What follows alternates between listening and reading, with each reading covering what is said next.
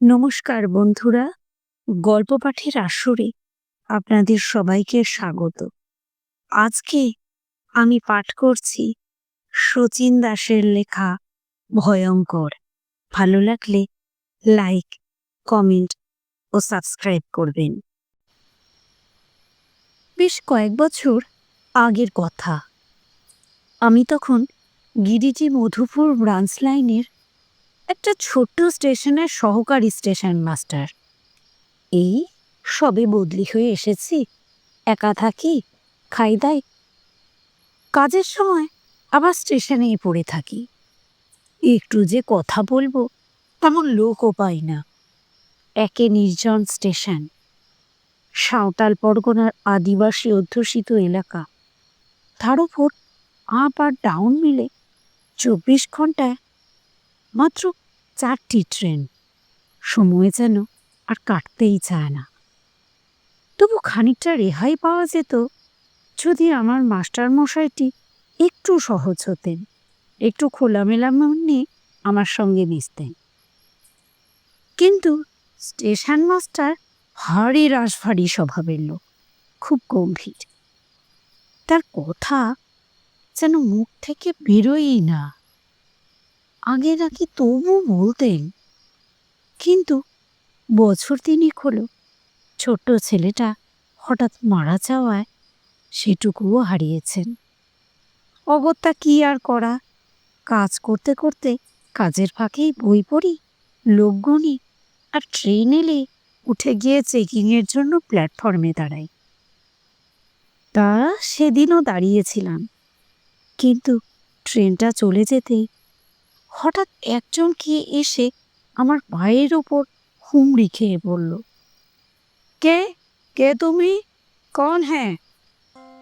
বলতে না বলতেই দেখি নন্দ মুখ তুলে সোজা হয়ে দাঁড়িয়েছে। কি রে নন্দ, তুই? এই বুঝি তোর 10 দিন হলো? নন্দ লজ্জা পেল। তার কি করব, দেশের বাড়িতে যেতে না যেতেই যে ধুম ঝড়, সে জ্বর আর কিছুতেই ছাড়ে না। কেন, মামার চিঠি পাওনি দা বাবু? চিঠি কই না তো। ওই দেখো, চিঠি পাওনি। তা তুমি আর বুঝবে কি করে? যাকে, আমি যখন এসে গেছি তখন আর কোনো চিন্তা নেই। তা খাওয়া দাওয়া ঠিক মতো করছো তো তুমি? কথার ফাঁকেই আমি বাধা দিলাম, হ্যাঁ হ্যাঁ, সবই ঠিক হচ্ছে। তা তুই কি করে এখানে এলি বলতো? তুই তো জানিস না আমি এখানে বদলি হয়ে এসেছি, নাকি আমাদের বাড়ি থেকে খবরটা পেয়েছিস? না না দা বাবু, তোমাদের বাড়িতে কোথায় আর যাওয়া হলো, অসুখ থেকে উঠেই তো সোজা এখানে চলে এলুম। অবশ্যই আমি নেবেছিলাম তোমার আগের কাজের জায়গায়, তা ওখান থেকেই তো মাস্টারবাবুরা আমাকে এখানে পাঠিয়ে দিলে। বলতে বলতে নন্দর মুখে একটা হাসি ছড়িয়ে পড়ল। ভাবলাম বুদ্ধি আছে বটে ছেলেটার, আমাকে না দেখে চলে যায়নি, ঠিক খোঁজ খবর করে এখানে চলে এসেছে।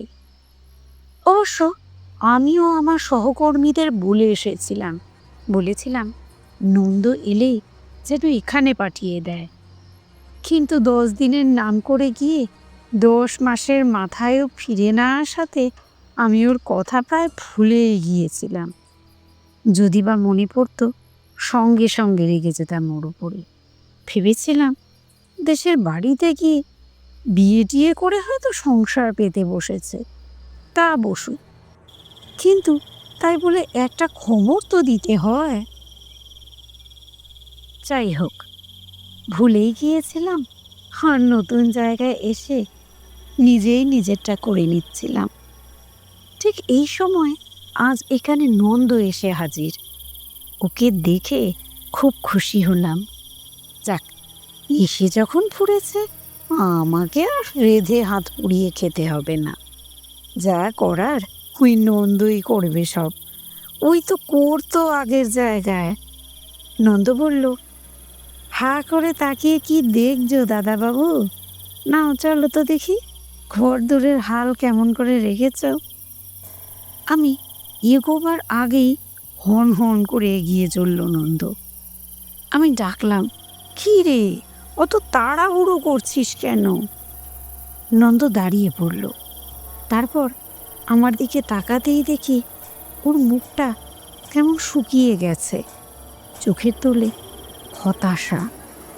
কেন দা বাবু, তুমি কি কাউকে ঠিক করে ফেলেছ নাকি?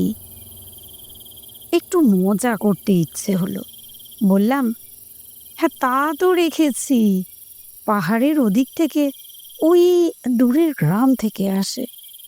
তা কি করব বল, তোর দেরি দেখে ভাবলাম তুই বুঝি আর আসবি না এখানে, তাই। মুখ চুন করে ফিরে চলল নন্দ। বলল, তাহলে আর গিয়ে কি হবে, দেশেই ফিরে যাই বরং। সত্যি সত্যি প্ল্যাটফর্মের দিকে যাচ্ছে দেখে আমি টেনে আনলাম। ধুর বোকা, আমার কথা কি সত্যিই বিশ্বাস করলি নাকি? লোক কোথায় পাবো এখানে? নিজেই নিজের হাত পুড়িয়ে রাখছি আর বারবার তোর কথাই ভাবছি। তবে নন্দর মুখে হাসি ফুটে উঠল। আমি তো জানতাম দা বাবু তোমার খুব কষ্ট হচ্ছে, তাই তো ভালো হতে সোজা এখানে চলে এলাম।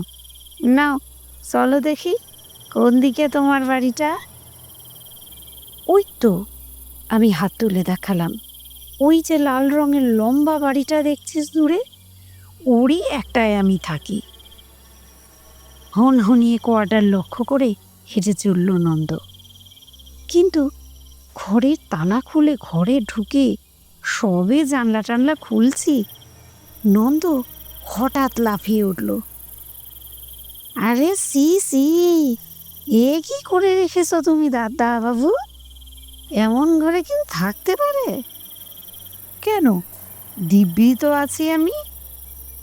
হ্যাঁ আছো তো, কিন্তু এমন অবস্থায় থাকলে তো দুদিনেই অসুখে পড়ে যাবে তুমি। নাও সরো তো এখন, দেখি কতটা কি করা যায়। বলতে বলতে আমাকে প্রায় বাইরেই বের করে দিল নন্দ। আমি জানলাম, ঠিক আছে, তুই ততক্ষণে ঘর দোর গোছাতে থাক, আমি চট করে স্টেশন থেকে ঘুরে আসি। যাবার জন্য পা বাড়িয়েছি, ঠিক এ সময় বিপদটা ঘটল। বাঘা কোথায় ছিল আমাকে দেখেই ছুটে এলো, আর এসেই আমার ঘরে অজানা একজনকে দেখে ভয়ঙ্কর চেঁচামেচি। পারলে নন্দকে চিড়ে খায়। আমি ধমকালাম, এই বাঘা কি হচ্ছে? নন্দ আমারই লোক, ওকে এভাবে ধমকাচ্ছিস কেন?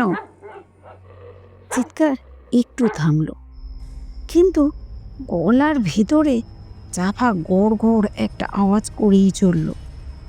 শেষে আওয়াজটা একটু থামতে নন্দ বলল, আবার তুমি এসব ছুটিয়েছো দা বাবু, বেশ তো ছিলে।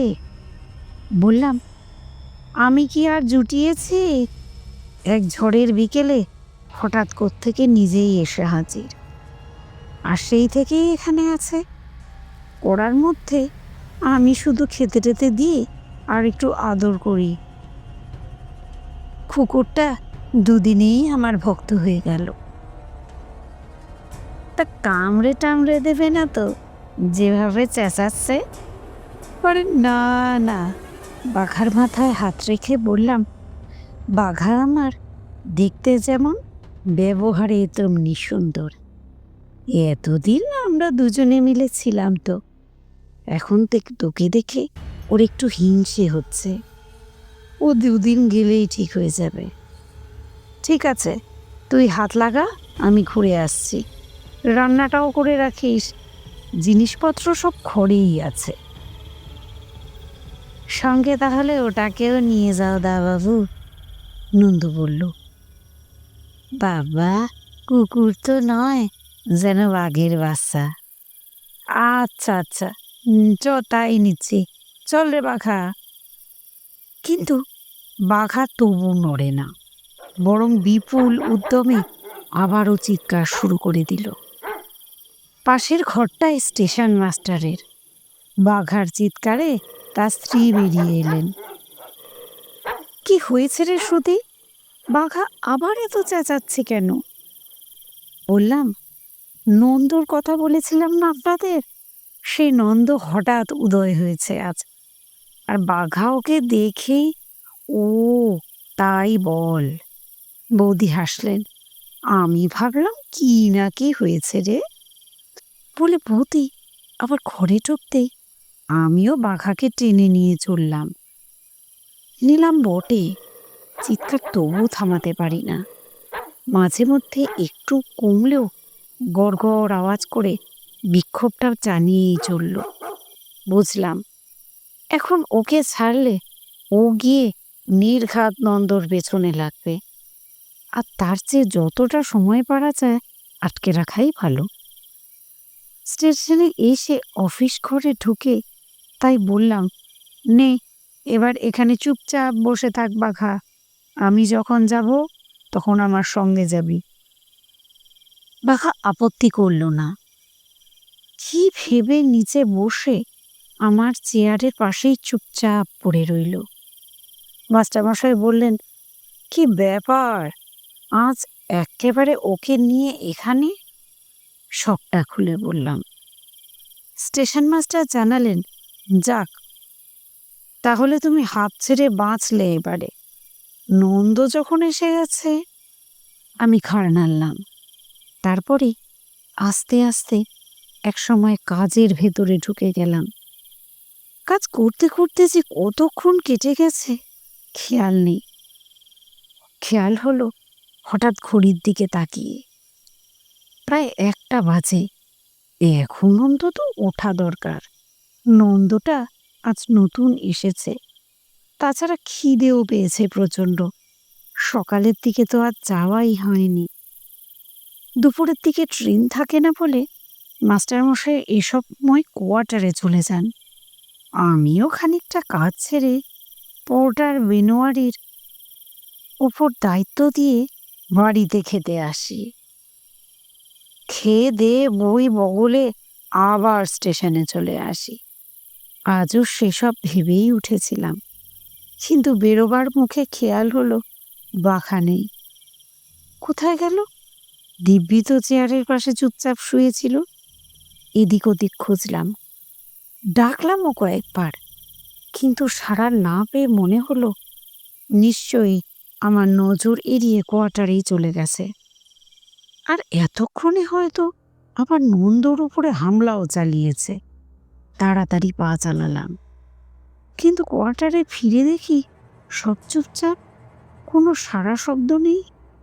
নন্দও বহাল তবিয়তে আছে। যাক, তাহলে এখানে আসেনি, অন্য কোথাও গেছে। নন্দ বলল, চটপট চান সেরে নাও দা বাবু, আমার রান্নাও হয়ে গেছে। আমি ততক্ষণে অবাক, ঘরের চারদিকে তাকিয়ে দেখি সব কিছু কেমন যেন ঝা চকচকে।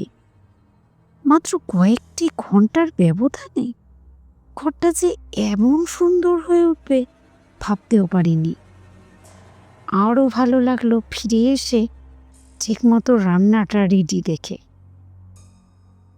চটপট মাথায় জল ঢেলে স্নান সেরে সবে খেতে বসেছি।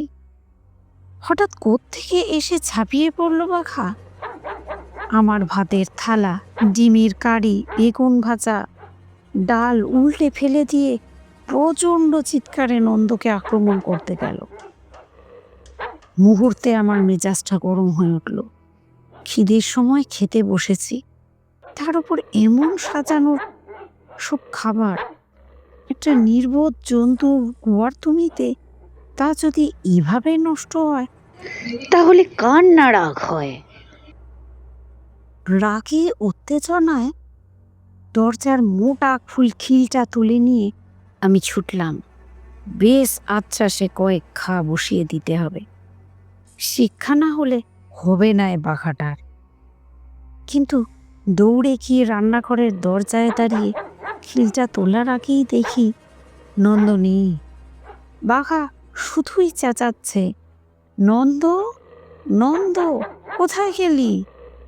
আমি কয়েকবার ডাকতেই দেখি আমার পেছনে নন্দ জ্বলন্ত দৃষ্টিতে বাঘার দিকে তাকিয়ে। ওকে সাবধান করো দা বাবু, না হলে ওকে আমি গলা টিপে মেরে ফেলবো। বাবারে বাবা, কুকুর তো নয়, যেন একটা বাঘ। বাঘা তেড়ে আসছিল।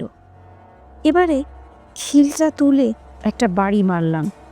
আঘাতটা কিন্তু বাঘার লেজের ওপরে গিয়ে পড়ল। খিলটা ছেড়ে ডান হাতে সঙ্গে সঙ্গে একটা চড় কষিয়ে দিলাম। চটটা খেয়ে বাঘা আচমকা চুপ করে গেল, কিন্তু দাঁত বের করে নন্দর দিকে তাকিয়ে রইল। নন্দ বলল, ও থাকলে আমার আর এ ঘরে থাকা হবে না দা বাবু। হয় তুমি ওকে বিদায় করো, না হলে আমিই চলে যাই। কি বলতে চাচ্ছিলাম নন্দ আবার বলে উঠল, সি সি সি, খিদে মুখের দুটি ভাত। তুমি বসো দা বাবু, আমি এক্ষুনি আবার সব করে দিচ্ছি। না না থাক, তোর আর কিছু করতে হবে না। বিকেলের গাড়ি আসার সময় হয়ে গেছে, আমাকে এক্ষুনি ছুটতে হবে স্টেশনে। বলে আলমারি থেকে একটা বই তুলে নিয়ে বেরিয়ে এলাম। কিন্তু স্টেশনে পৌঁছে চেয়ারে বসতে না বসতেই দেখি স্টেশন মাস্টার ছুটে আসছেন। কি ব্যাপার, মাস্টার মশাই তো আরও পরে আসেন, তার উপর এমন হন্তদন্ত হয়ে আসছেনই বা কেন? আমি উঠে দরজার কাছে যেতেই মাস্টার মশাই উত্তেজিত হয়ে উঠলেন। শিগগির এসো সুদীপ, তোমার নন্দর সঙ্গে বাঘার আবার তুমুল লেগে গেছে। বোধহয় এতক্ষণে বাঘা শেষ। মানে কি বলছেন দাদা? হ্যাঁ, সেটা বলার জন্যই তো ছুটে এসেছি। প্রচণ্ড চিৎকার চেঁচামেচিতে ঘর থেকে বেরিয়ে তোমার বারান্দায় উকি দিয়ে দেখি নন্দ বাঘার গলা টিপে ধরেছে। সে কি? মাস্টারমশাইকে রেখে আমি দৌড়ে গেলাম। বেনোয়ারিও আমার পেছনে পেছনে ছুটল, কিন্তু কোয়ার্টারের কাছে গিয়ে দেখি কিচ্ছু নেই। না নন্দর চিৎকার, না বাঘার তর্জন গর্জন। বারান্দায় উঠে নন্দকে ডাকতে ডাকতে ভেতরে ঢুকলাম। কোনো সাড়া নেই, ঘর ফাঁকা, রান্নাঘরও ফাঁকা, এমনকি কোয়ার্টারের পেছনে কুয়োতলা পেয়ারাতলাতেও কেউ নেই। আবার চেঁচিয়ে ডাকলাম, বাঘার নাম ধরেও ডাকলাম। আমাদের দেখে বৌদি আগেই বেরিয়ে এসেছিলেন। খানিকটা হাঁক ডাকের পর এগিয়ে এসে বললেন, কি নেই? না, আমি বললাম, কোথাও তো দেখছি না। বৌদি বলে, আশ্চর্য, এই তো ছিল, দুজনে তুমুল কাণ্ড। তাই তো আমি তোমার দাদাকে পাঠালাম তোমাকে জানাতে। দেখো তো ভালো করে। দেখলাম বেনুবাড়ি, আর আমি তন্ন তন্ন করে খুঁজলাম, না নেই তো। যেমন নন্দ তেমনি ফাঁকা, দুজনেই হঠাৎ উধাও। কিন্তু গেল কোথায়? যেতেই বা পারি কোথায়? খুব বেশিক্ষণ তো হয়নি আমি স্টেশনে এসেছি। তার উপর মাস্টারমশাইও তো দেখে গেছেন একটু আগে। এদিক ওদিক তাকাচ্ছিলাম, হঠাৎ বেনোয়ারি চিৎকার করে উঠল। কুয়োতলার পেছনে জাম গাছের আড়ালে কি যেন দেখে আমাকে ডাকল, মাস্টারবাবু, ও ছোটে মাস্টারবাবু, ইধার আইয়ে, ইধার। কি রে, কি হয়েছে রে বেনোয়ারি? আমি দৌড়লাম, আর দৌড়ে গিয়ে যা দেখলাম তাতে চোখ কপালে ওঠে আর কি। জাম গাছের পেছনে একটা ঘন ঝোপ, লম্বা লম্বা বাবুই ঘাসে জায়গাটা ছেয়ে আছে, আর তারই ভেতরে বাঘা শুয়ে আছে। শুয়ে ঠিক নয়, যেন কেউ বাঘাকে ছুঁড়ে ফেলে দিয়েছে, তাই মুখটা বেঁকানো, জিভটা লম্বা হয়ে বেরিয়ে এসেছে। ভয়ঙ্কর কিছু একটা দেখে যেন ভয়ে চুপসে গিয়েছিল। কিন্তু কি হয়েছিল ঠিক? মাস্টারমশাইয়ের কথা মনে পড়ল, নন্দ বাঘার গলা টিপে ধরেছে। তবে কি নন্দই মেরে রেখে গেল কুকুরটাকে? একটু আগে আমাকেও তো বলেছিল বাঘাকে সাবধান করে দিতে, না হলে ওর গলা টিপে মারবে। কিন্তু অত বড় দশাসই কুকুর মারলই বা কি করে নন্দ? বেনোয়ারিকে বললাম, এ নন্দরই কাজ, নন্দই মেরে রেখে গেছে কুকুরটাকে। লেকিন কা গিয়া ওহিলার কা, কোথায় গিয়েছে তা আমিও তো ভাবছি। বাঘাকে মারলই বা কেন? লাঠি দিয়ে ভয় দেখালেই তো হতো। দুপুর গেল, বিকেল গেল, সন্ধে গড়িয়ে রাত্রিও হলো, নন্দ এলো না। বুঝলাম আর আসবেও না। অন্যায় করলেও বাঘা আমার আদরের কুকুর, সেই কুকুরকে মেরে ফেলে মুখ দেখাবে কি করে সে? কাজে ওর আসার আর প্রশ্নই ওঠে না। বলা বাহুল্য, নন্দ এলো না। তবে দিন দশেক বাদে একটা চিঠি এলো, তাতে নন্দর দেশের ছাপ মারা, পাঠিয়েছে নন্দর মামা। লিখেছে দিন দশেক আগে একটা অ্যাক্সিডেন্টে মারা গেছে নন্দ। জ্বর থেকে উঠে সে নাকি আমার কাছেই আসছিল, কিন্তু হাইওয়ে থেকে বাসে ওঠার কিছুক্ষণ বাদেই একটা গাছের সঙ্গে বাসটা ধাক্কা মারে। নন্দ সামনে ছিল, সঙ্গে সঙ্গে মারা যায়। চিঠিটা পড়ে চমকে উঠলাম। তাড়াতাড়ি বুকিং কাউন্টারে পাশের দেওয়ালে ক্যালেন্ডারটা দেখতে গিয়ে দেখি নন্দ যেদিন এখানে এলো সেটা দিন দশেক আগের সেই দিনটি, যেদিন বাড়ি থেকে বেরিয়ে বাসে উঠেছিল সে।